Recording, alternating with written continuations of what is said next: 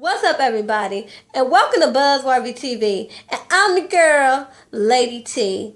Tonight, you guys, I just came back from seeing Selma.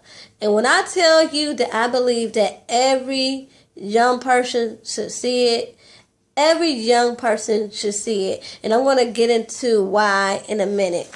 But anyway, just in case for people who don't know or who need a little history lesson, Selma is about the March on Selma, and what led to them wanting to march is the restrictions that African Americans had to face to obtain their right to vote. Like at this particular time, African Americans, we had the right to vote, but we had all these like strict qualifications and guidelines that we had to go through just to vote. So it made it very hard for us to vote. I think maybe like 1% of African Americans at the time were able to vote because of these strict guidelines. And so basically this one lady played by Oprah, her name was, I forgot, and you know what? Shame on me. But I'm going to call her Miss Cooper because her last name was Cooper. She played Miss Cooper, and it started off with that, her not being able to vote because, first she answered all the basic questions that she knew she would be asked. And then I guess the white dude, he was being so honoring. He came up with this stupid question like name all name all the presidents or something like that. But however the case, I don't think it was nothing like that because I think she probably did know the name of the presidents. But however the case, he came with this crazy question out the blue, totally off, what having to do with voting. And she got denied. On top of that, we had the church bombing where 4 little girls had lost their lives. So basically, the March on Selma was just, they were just fed up. And so Martin Luther King gets involved, and it goes a little into his personal life and all the trials and tribulations that surrounded the March on Selma. And it was really riveting because I really thought that the movie was very good because I thought it was very factual.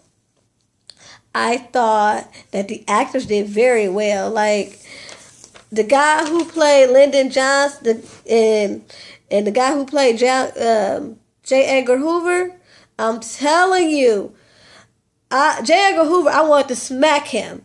I wanted to beat the hell out of him. So therefore, I knew he did his job because he was a despicable man in this situation. And so he made me feel like he was despicable. So, and Lyndon Johnson, I felt how he was torn between, what the government wanted and what he wanted to do for Dr. King. Because, they low-key worked together on a lot of things.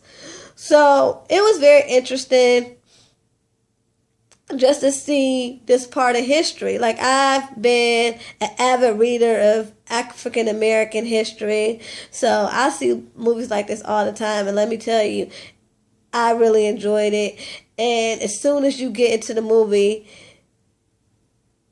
it starts with the bombing of the church, and those 4 little girls, they walking downstairs to the church in the basement, and then boom, that just set the whole tone for the movie. So, yeah, I came out there feeling some type of way, but I felt like that's how you're supposed to feel. You're supposed to be stirred up within your soul. So, therefore, stars all across the board, Anyway, so, yeah, it just really just made me realize, though, too, that we really have not come that far. Like, if you guys think about it, I know we sit back and just think on a broad spectrum instead of really dissecting things. We kind of think, oh, we came a long way because we can vote. We don't have all those crazy ass restrictions to vote. And, we basically, as long as we educated, can get a job and all that. That's if you just looking on the surface. But I'm telling you, when I saw all those senseless beatings in the movie, just because these people wanted to exercise their right to protest so they could get a fair chance to vote, a fair opportunity to vote. And I'm seeing these white police officers just beating these, these innocent black people just because they're protesting, just because they wanted to exercise their right to vote and to protest. It really just automatically took me back to where we are now with, the Ferguson, how that turned out. The Ferguson verdict, and how, we got no justice for that, and how everybody started rioting and shoot Trayvon Martin. So it's like we have not come that far. And I just feel so bad because at least then we had leaders, We had people that stood for something and evoked change. Now we just get mad and tear up shit. So that made me sad as well, because tearing up shit ain't gonna change the laws. It ain't gonna change nothing. But you just gonna have a fucked up neighborhood because we tearing up our own shit. So it's just really sad to just see that we really have not come that far if you really look closely.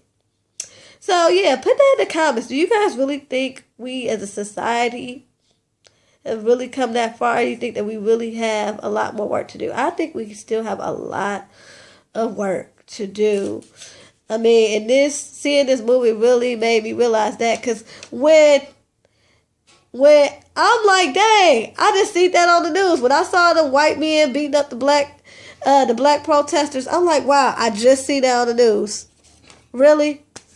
Just a couple of months ago. And I should have to feel like that, and I'm living in 2015, and I was back in, I want to say 1965. And so it's really kind of disturbing to me about that. But also, I just want some type of, like I said, I think the only solution to this is that we just need more strong leaders. We don't need people rioting. We don't need people, killing police officers and all that, because that's not going to solve anything. We need more leaders so that we can all get together and evoke change. So when people were mad with Oprah, when she said about the whole Ferguson situation, how she was proud that we protested, but we lack leadership, I agree. Because even some of the non-violent protests, we didn't have that many leaders. And a lot of leaders got offended. But I'm like, if you look at the leaders that we had in the 60s, they laid down their life to get where we are today. The progress that we do have is because of them. And the only two people that I know that's really still out here like that is Al Sharpton and Reverend Jesse Jackson. And I mean, we got some other people out here that's doing what they can, but we just need some strong leaders. And I'm kind of wondering why we stopped having those dynamic leaders. And is it because it became so docile? People were getting killed left and right, so it made people kind of shy away from the cause? Or is it because we as people became so ungrateful? We started taking stuff for granted.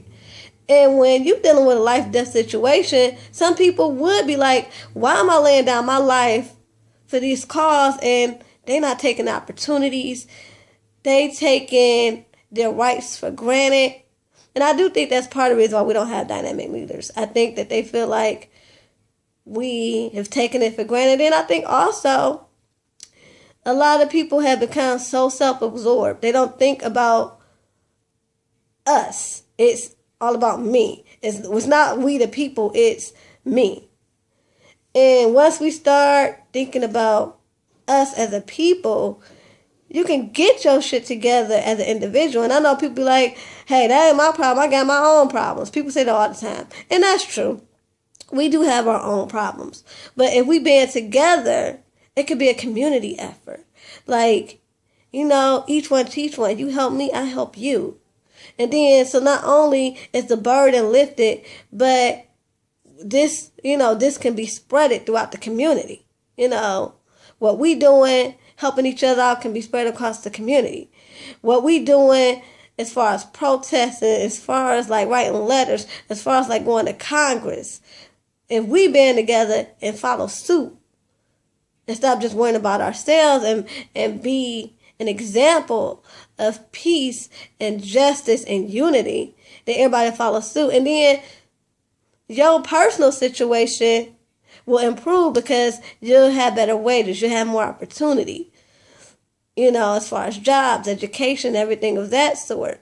So anyway, that was just something to think about after going to see Selma. So anyway, you guys, till next time, peace and love. Oh, and don't forget to rate, comment, and subscribe. And please check out my people's videos: Ashley Miller, Bondi View, That Ghetto View, James Caldwell, Mike B, Jamila TV, C Minted, TMG. Yo, I can go on and on, but I love them guys so much. It's Rocks. Compton, New Love City. Anyway, guys, love you. Bye.